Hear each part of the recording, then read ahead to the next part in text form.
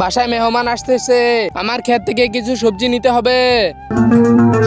আরে বাহ, একটা লাকড়ি, ভালোই হয়েছে, এই রাস্তায় একটা লাকড়ি পেয়ে গেলাম। আমাকে শশা মাটি থেকে ওঠানোর জন্য তো কিছু একটা লাগতোই। চলো আমি এই লাকড়ির সাহায্যে মাটি থেকে শশা উঠাবো।